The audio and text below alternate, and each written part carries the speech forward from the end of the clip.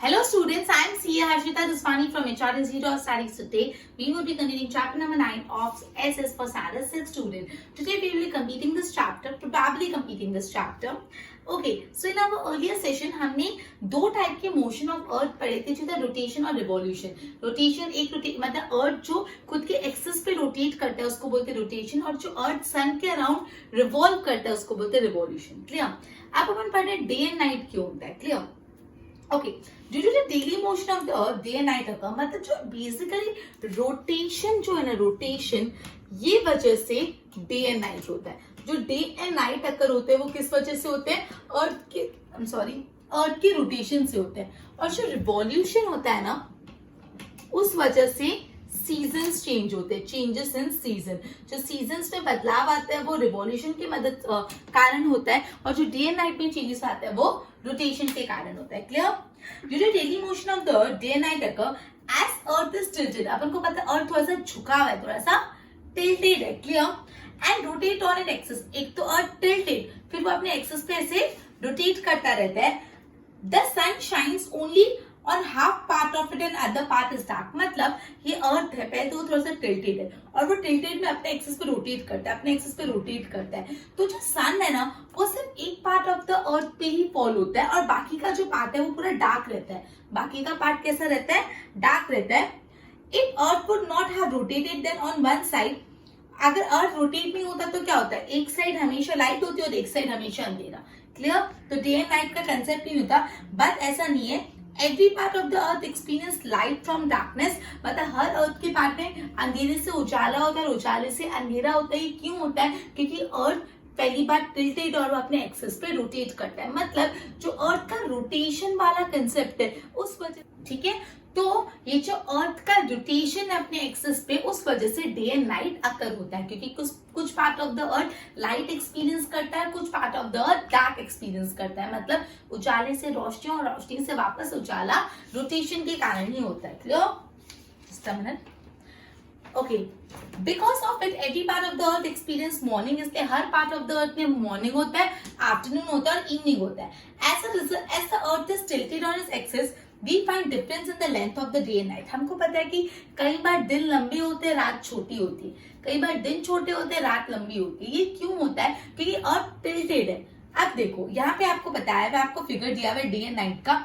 अर्थ आपको दिया हुआ है, वो दिख रहा है थोड़ा सा टिल्टेड है, अलग अलग लैटिट्यूड, और सामने सन की लाइट हर लैटिट्यूड पे पड़ रही है. तो देखो, sun rays fall directly on Tropic of Cancer. मतलब जो सन की किरणें है, सन की रेज है, वो ट्रॉपिक ऑफ कैंसर. कहां पे Tropic of Cancer? Northern hemisphere में. मतलब ट्रॉपिक ऑफ कैंसर पे डायरेक्टली सन की रेज पड़ती है. कब पड़ती है? 21 जून को पड़ती है. एंड ये सन की rays directly Tropic of Capricorn में कब पड़ती है? ट्रॉपिक ऑफ कैप्रिकॉर्न कहां पे? साउदर्न हेमिस्फीयर पे. तो 22 दिसंबर को पड़ती है. मतलब ये जो सन रेज है वो डायरेक्टली फॉल होती है ट्रॉपिक ऑफ कैंसर में. ट्रॉपिक ऑफ कैंसर में कब फॉल होती है? ट्रॉपिक ऑफ कैंसर में. ट्रॉपिक ऑफ कैंसर में सन की रेज डायरेक्टली फॉल होती है 21 जून को. और ट्रॉपिक ऑफ कैप्रिकॉर्न में ये सन रेज फॉल होती है जस्ट अ मिनट, हाँ, 22 दिसंबर को. ट्रॉपिक ऑफ कैंसर कहाँ पे? नॉर्दर्न हेमिस्फीयर में.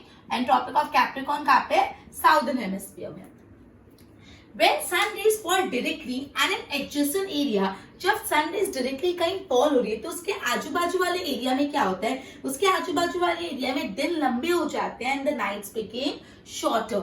दिन लंबे हो जाते हैं और रात कैसी हो जाती है? छोटी हो जाती है. मतलब जब सन रेज डायरेक्टली कोई एरिया पे फॉल कर रहे हैं तो वो एरिया में, उसके आजू बाजू एरिया में दिन लंबे हो जाते हैं और रात छोटी हो जाती है. क्लियर? रात छोटी हो जाती है मतलब क्या होता है? समर्स का time. Clear? Where the sun ray, और जिस एरिया में सन रे डायगोनली फॉल करे, डायगोनली मतलब थोड़ा स्लांटिंग फॉल करे, वहां पे उल्टा होता है. वहां पे दिन छोटी हो जाती है और रात लंबी हो जाती है. अपन बोलते हैं ना सर्दियों में अंधेरा जल्दी होने लगता है, मतलब सर्दियों में रात जल्दी आ जाती है, मतलब रात लंबी होती है. Clear? While days and night are of same length on 21 March and 21 सितंबर. ये याद रखना, दिन और रात सेम लेंथ के होते हैं. 2 दिन पूरे साल में ऐसे होते हैं जब डे और नाइट सेम लेंथ के होते हैं. कौन से 2 दिन? डे एंड नाइट दोनों सेम लेंथ के होते हैं। कौन से ऐसे दो दिन है जब डे और नाइट सेम लेंथ के होते हैं? तो वो है 21 मार्च एंड 23 सितंबर। इन दो दिन डे और नाइट की लेंथ कैसी होती है? सेम रहती है। क्लियर? तो यहाँ पे भी अपन ने क्या पढ़ा? अपन ने पढ़ा कि टॉपिक ऑफ कैंसर पे सनरेज डायरेक्टली फॉल होती है 21 जून को, एंड टॉपिक ऑफ कैप्रिकॉर्न जो साउदर्न हेमिस्फीयर है वहां पे सनरेज डायरेक्टली फॉल होती है 22 दिसंबर को। क्लियर? अब जिस एरिया में सनरेज डायरेक्टली फॉल हो रही है उस एरिया में days would be longer and nights would be shorter, that is summer. And जिस एरिया में सनरेज डायगोनली फॉल करिए, मतलब स्लैंटिंग फॉल करिए, वहां पे days are shorter and nights are longer, that is winter. And दो ऐसे दिन होते हैं जहां जब डे और नाइट दोनों के दोनों सेम लेंथ के होते हैं। कौन से ऐसे दो दिन होते हैं? 21 मार्च और 23 सितंबर। क्लियर? अब ये अपन ने डे एंड नाइट के बारे में पढ़ा। अब सीजन्स के बारे में पढ़ते हैं। मुझे बताओ सीजन्स क्यों अकर होते हैं? विंटर, समर, मॉनसून, कौन से मूवमेंट ऑफ अर्थ के कारण होते हैं? तो ये जो विंटर, समर, मॉनसून से अलग अलग सीजन्स होते हैं बिकॉज ऑफ रिवॉल्यूशन। मैंने अभी आपको बताया कि जो चेंजेस आते हैं सीजन वो क्यों आते हैं? Because of revolution. रिवॉल्यूशन के कारण सीजन्स चेंज होते हैं। As the earth is tilted on its axis, one by one northern hemisphere and southern hemisphere come in front of sun. अपन को पता है कि अर्थ थोड़ा सा टिल्टेड है और अर्थ सन के सामने घूमता रहता है, घूमता रहता है, घूमता रहता है। तो जब वो घूमता है तो कभी साउदर्न हेमिस्फीयर सन के सामने आ जाता है, कभी नॉर्दर्न हेमिस्फीयर सन के सामने आ जाता है। The rays of sun fall straight on north or south of equator. Thus, there's a difference in day and night. In the area where sunshine is for longer time, they experience summer. जिस area में ज्यादा सन rays fall हो रही है उस area में summer है, और जिस एरिया में सनशाइन कम ड्यूरेशन के लिए उस एरिया में क्या है? विंटर। क्लियर? मतलब बेसिकली बोला है जब सन अर्थ सन के अराउंड रोटेट रिवॉल्व करता है तो कभी नॉर्दर्न हेमिस्फीयर सन के यहाँ पे आ जाता है, कभी सदर्न हेमिस्फीयर। तो जिस हेमिस्फीयर में सन रेज ज्यादा डायरेक्टली फॉल हो रही है वो एरिया में समर होगा और दूसरे एरिया में, दूसरे हेमिस्फीयर में विंटर्स। क्लियर? अब देखो उत्तरायण क्यों मनाई जाती है? उत्तरायण को क्या बोलते हैं? मकर संक्रांति। क्यों बोलते हैं? इसका एक रीजन है। देखो, sun rays, the direct rays of sun begin to fall towards the north of the equator. मतलब क्या होता है कि जो सन रेज है ना इक्वेटर के नॉर्दर्न पार्ट में, मतलब नॉर्दर्न हेमिस्फीयर में डायरेक्टली फॉल करती है। दस नॉर्दर्न सोलिस्ट अकर, मतलब 22 दिसंबर से नॉर्दर्न सोलिस्ट चालू होता है, मतलब सन रेज नॉर्दर्न हेमिस्फीयर में डायरेक्टली फॉल होती है। एंड ये जो सन है वो मकर राशि में एंटर करता है 14 जनवरी को, इसलिए हम लोग मकर संक्रांति मनाते हैं, इसको मकर संक्रांति बोलते हैं। क्लियर? तो आपको क्या बोला है कि जो सन रेज है वो नॉर्थ ऑफ इक्वेटर पे, sun rays north of equator पे फॉल करती है, और जब नॉर्थ ऑफ इक्वेटर पे फॉल करती है तो आ जाता है नॉर्दर्न सोलिस्ट। ओके, अब क्या होता है? ये नॉर्दर्न सोलिस्ट कब आता है? 22 दिसंबर में। अब जब 14 जनवरी आता है तब जो सन है वो कौन सी राशि में प्रवेश करता है? 14 जनवरी को सन प्रवेश करता है मकर राशि में, और इस वजह से 14 जनवरी को बोला जाता है मकर संक्रांति। ठीक है? मकर संक्रांति। ओके, मकर संक्रांति। ओके, अब नेक्स्ट कंसेप्ट अपन पढ़ रहे दक्षिणयान। दक्षिणयान क्या होता है? अब 22 जून से क्या होता है? सन डायरेक्टली शिफ्ट होता है ट्रॉपिक ऑफ कैंसर से, सॉरी डायरेक्टली। अब देखो यहाँ पे क्या था? डे 22 दिसंबर से क्या हो रहा है? Sun rays northern part of equator पे 14 जनवरी में मकर राशि में प्रवेश करता है, और ये पूरा नॉर्दर्न टॉपिक ऑफ कैंसर में कैंसर के साइड ही होता है अप टू 22 जून। अब 22 जून को ये नॉर्दर्न पार्ट से कहाँ पे आने लगता है? साउदर्न पार्ट में आने लगता है, और इसको बोलते हैं दक्षिणयान। क्या बोलते हैं? दक्षिणयान। तो मकर संक्रांति होता है, ये था मकर संक्रांति और दक्षिणयान। ठीक है? मतलब दक्षिणयान के टाइम नॉर्दर्न हेमिस्फीयर पे से जो सनराइज होती है वो सदर्न हेमिस्फीयर में आ जाती है। क्लियर? अब पढ़ते हैं अपन इक्विनॉक्स के बारे में। अब sun and equator intersect each other twice in a year, मतलब साल में 2 बार ऐसा होता है कि इक्वेटर और सन एक दूसरे से इंटरसेक्ट कर जाते हैं। कब ऐसे 2 बार होता है? दिस इंटरसेक्शन, ये जब सन और इक्वेटर एक दूसरे से इंटरसेक्ट करते हैं उसको हम बोलते हैं इक्विनॉक्स। तो अगर पहले पूछे कि साल में कितनी बार सन और इक्वेटर एक दूसरे से इंटरसेक्ट करते हैं, तो 2 बार, और ये ओकेजन को क्या बोलते हैं? Equinox. During equinox sun move towards northern hemisphere. Equinox में, इक्विनॉक्स के टाइम सन नॉर्दर्न हेमिस्फीयर की तरफ मूव करेगा।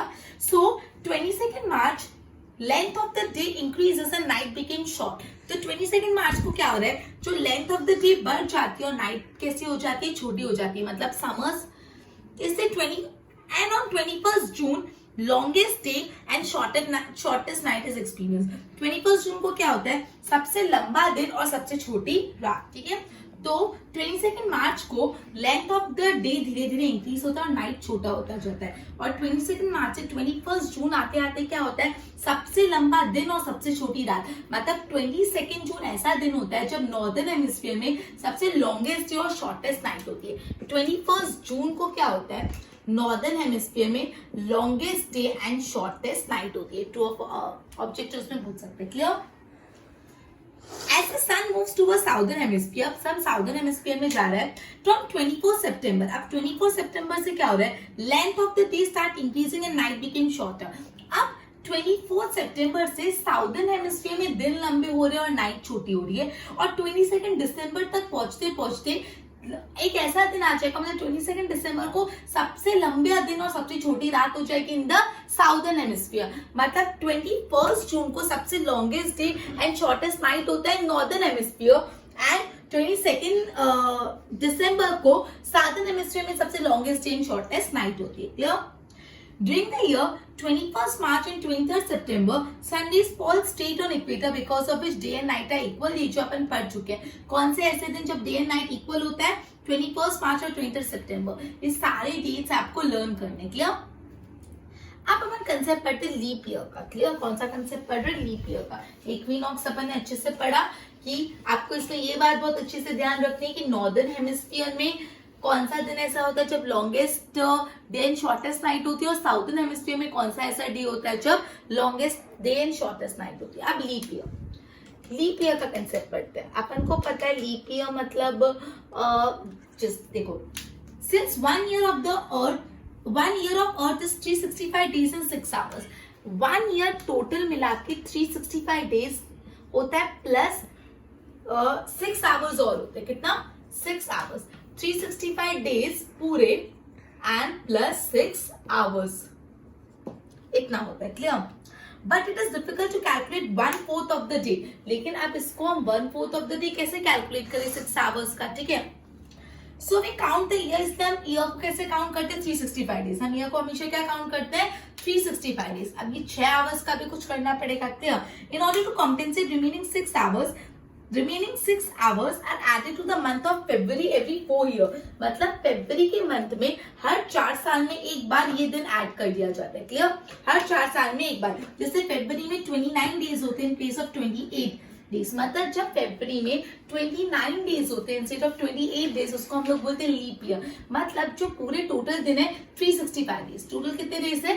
365 डेज, राइट? तो ये जो 6 घंटे एक्स्ट्रा है, 6 आवर्स एक्स्ट्रा है, इसको कैसे कॉम्पेंसेट किया जाता है? जो 6 आवर्स एक्स्ट्रा है, इसको कैसे कॉम्पेंसेट करते हैं अपन? 4 साल में एक बार हम एक दिन ऐड कर लेते हैं। 4 साल में एक बार हम, अब देखो 6 आवर्स 4 साल में कितना हो जाएगा? 24 आवर्स, राइट? तो एक दिन हो जाएगा, मतलब तो 4 साल में एक बार हम फरवरी में एक दिन एक्स्ट्रा ऐड कर लेते हैं। क्या आता है? 6 आवर्स एक्स्ट्रा है। 6 आवर्स एक्स्ट्रा है एक ईयर में। अब एक दिन, अब 6 घंटे है तो मुझे एक दिन पूरा चाहिए ना, तो एक दिन होने के लिए कितने घंटे होने चाहिए? 24 घंटे, 24 आवर्स। अब अपने पास तो 6 घंटे ही है, तो मैं 6 को कितने से मल्टीप्लाई करूंगी? जो 24 आएगा 6 4 सा। तो मतलब अगर 4 साल तक 6 आवर्स को मैं ऐड करूं तो 6 4 सा हो जाता है 24 आवर्स। तो मतलब 4 साल में एक बार 28 डेज के बदले फरवरी में 29 डेज हो जाते हैं। मतलब हम 24 आवर्स 4 साल में एक बार काउंट करते हैं। हर साल 6-6 घंटे होता है, लेकिन 6 घंटे का एक दिन कैसे बना है? तो हम 4 साल तक वेट करते हैं। 4 साल में 6 करके 24 हो जाते हैं, मतलब एक दिन हो गया। इससे फरवरी में 28 डेज के बदले होते हैं 29 डेज, और उसको बोलते हैं लीप ईयर, जो 4 साल में एक बार आता है। क्लियर? ओके, अब अपन पढ़ने वाले हैं अबाउट एक्लिप्स। अपन पढ़ते हैं सूर्य ग्रहण है या चंद्र ग्रहण है, वो क्या होता है वो अपन पढ़ेंगे। एक्लिप्स, लीप ईयर का कंसेप्ट क्लियर। अब लास्ट कंसेप्ट है इस चैप्टर का एक्लिप्स। ओके, ग्रहण जिसको हम बोलते हैं eclipse. We get light from sun and moon. Sun is self illuminated and shine brightly. Self illuminated है, sun की खुद की eternal light होती है, while the moon is illuminated with the light of sun. Moon sun की light use करता है, लेकिन सन सेल्फ इल्यूमिनेटेड है. Illuminated part is seen on the earth on different days. An occasion when sun or moon or the sun seem to be completely or partially disappearing because one of them is passing between the other. ऐसी situation को eclipse बोलते हैं. मतलब कभी कभी ऐसा होता है कि मून या तो सन आधा दिखता है, मून या तो सन पार्शियली डिसअपियर होता है. क्यों ऐसा होता है? Because one of them is passing in between the other and the earth. मतलब अर्थ और सन या मून के बीच में से कोई पास हो रहा है. कैसे हो रहा है देखते हैं. सबसे पहले solar eclipse. Moon is close to earth, moon earth से नजदीक है. It revolve around the earth. मतलब अर्थ से फॉर एग्जांपल ये अर्थ है, तो अर्थ के आजू बाजू कौन कौन रिवॉल्व करता है? अर्थ के आजू बाजू जो रिवॉल्व करता है वो है यहाँ पे सपोज मून. वो अर्थ के आजू बाजू रिवॉल्व करता है. Clear? Sometime when revolving it comes between sun and earth. Suppose यहाँ पे सन है, ये जो सन है उसके आजू बाजू अर्थ घूम रहा है और अर्थ के आजू बाजू सन घूम रहा है. कभी कभी ऐसा होता है कि जो मून है ना, सन और अर्थ के बीच में आ जाता है. कभी कभी मून किसके बीच में आ जाता है? सन और अर्थ के बीच में आ जाता है. At this time a shadow of moon constrain the sun is not visible. अब यहाँ पे अगर मून आ गया तो सन का पूरा लाइट नहीं आ पाता. कुछ पार्ट ऑफ द जहाँ पे मून होता है वो पार्ट में सनलाइट नहीं आ पाती है प्रॉपर. ठीक है, दिस इवेंट इसको हम लोग सोलर एक्लिप्स बोलते हैं. मतलब सोलर एक्लिप्स कब होता है? जब मून सन और अर्थ के बीच में आ जाता है. जब मून किसके बाजू में रिवॉल्व करता है? अर्थ के बाजू में. अर्थ किसके अराउंड रिवॉल्व करता है? सन के बाजू में. अभी सन और अर्थ के बीच में जब मून आ जाता है तो जो सन की लाइट होती है वो अर्थ पे प्रॉपर्ली फॉल नहीं हो पाती. वो एक शैडो कास्ट होता है, मून का शैडो कास्ट होता है. इस इवेंट को बोलते हैं solar eclipse. As the moon is very small compared to the sun, अब obviously suppose say for example ये सन सपोज इतना बड़ा है, ये मून तो छोटा है, और ये सपोज अर्थ. तो ये मून, ये सन, ये मून और ये अर्थ. तो जो मून है ना सन के कंपैरिजन में बहुत छोटा है, so it can not cover the whole sun. तो ये मून बीच में आ भी गया तो पूरे के पूरे सन को कवर नहीं कर पाएगा. सन इतना से फॉर एग्जाम्पल बड़ा है तो मून तो इतना ही है. तो भले मून अगर बीच में भी आता है सन के तो पूरे सन को कवर नहीं कर पाता. The solar eclipse can not be seen all over the world. इसलिए से फॉर एग्जाम्पल जो इतना पार्ट है, जो अर्थ का इतना पार्ट है, मून जितना कवर कर रहा है, वहां पे सोलर एक्लिप्स होगा. पूरे पार्ट ऑफ द अर्थ में नहीं होगा. Solar eclipse occur on no moon day, but this event does not take place on every new moon day. बोले solar eclipse usually no moon day के टाइम होता है. Clear? Okay, लेकिन ऐसा नहीं कि हर नो मून डे पे सोलर एक्लिप्स आएगा. क्लियर? सोलर एक्लिप्स में क्या होता है? मून सन और अर्थ के बीच में आ जाता है. लूनर एक्लिप्स में क्या होता है? लूनर एक्लिप्स में कौन किसके बीच में आता है देखते हैं. Moon get light from sun. अब मून को भी सन से लाइट मिलती है. Thus if the sun is going towards the moon are obstructed by earth. अब अर्थ बीच में आ रहा है, अर्थ बीच में आ रहा है सन और मून के. सन को भी, मून को भी लाइट सन से मिलती है. अब अर्थ अगर सन और मून के बीच में आ जाता है, so then the part of the moon remain dark. In nutshell, much part of the earth shadow falls on the earth. मतलब अर्थ का काफी शैडो मून पे फॉल होता है और अर्थ को सनलाइट नहीं मिल पाती, डार्क रहता है. This part is not visible to us, which is called, इसको हम lunar eclipse बोलते हैं. Lunar eclipse full moon night के टाइम होता है, but such event do not take place on every new moon night. मतलब in short, सोलर एक्लिप्स और lunar eclipse. Solar eclipse कब होता है? जब अर्थ और सन के बीच में मून आ जाता है, तब solar eclipse. Solar eclipse no moon day के दिन होता है. हर नो मून डे के दिन नहीं, लेकिन जब होता है तब नो मून डे होता है. अब लूनर एक्लिप्स क्या होता है? जब मून और सन के बीच में अर्थ आ जाता है, मतलब पहले मून बीच में आया, मून के बीच में अर्थ आ गया, सॉरी हाँ, मून और सन के बीच में अर्थ आ गया। और जो लूनर एक्लिप्स होता है वो कब होता है, वो होता है फुल मून नाइट के टाइम। क्लियर? ओके, तो ये था अपना चैप्टर नंबर 9 जो काफी बड़ा चैप्टर था। फाइनली अपन ने सारा चैप्टर कंप्लीट कर लिया, लेकिन स्टूडेंट्स इसके हर पॉइंट बहुत इंपॉर्टेंट थे। जो आज भी अपन ने सेशन लिया उसमें भी काफी इंपॉर्टेंट पॉइंट थे। मैं आपसे 5 क्वेश्चन पूछ के चैप्टर ये लेक्चर को एंड करती हूँ। अगर आप इसका आंसर देते तो वेल डन स्टूडेंट, और नहीं दे पाए तो what you need to do is you need to review the video again. So be loyal to yourself. So first question,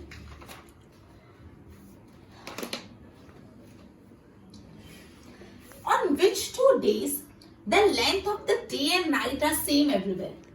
On which 2 days the length of the day and night are same? And your time ends in 3, 2, 1. And the answer is 21st March and 23rd September. Well done, student. Next. Okay. Sun enters which Rashi on 14th of January? Sun enters which Rashi on 14th January? And your time ends in 3, 2, 1. अगर नहीं भी याद आ रहा तो 14 जनवरी को क्या होता है? उत्तरायण। उत्तरायण को और क्या बोलते हैं? मकर संक्रांति। ठीक है, तो कौन सी राशि में एंटर करता है? मकर राशि में। Clear? Third, okay okay, from 22nd June the sun rays shift from Tropic of Cancer to the south of equator, and this event is known as dash. From 22nd June the sun rays shift from Tropic of Cancer to south of the equator, and this event is known as dash. And students, your time ends in 3, 2, 1. It is Dakshinayan. Clear? Next. Okay. Solar eclipse occur on dash day. No moon day ki full moon day. And your time ends in 3, 2, 1. It is very simple. No moon day. And दूसरा वाला obvious सा question कि lunar eclipse कब होता है? No moon की full moon? Full moon. Clear? तो student ये चैप्टर बहुत ही ज्यादा इंपॉर्टेंट था, अच्छा चैप्टर था। इसकी एक्सरसाइज खुद सॉल्व करने के देखना आपको आ रही है कि नहीं, तो आपको पता चल जाएगा। Okay, so we will be starting up with the next chapter in our next session. Till then good bye.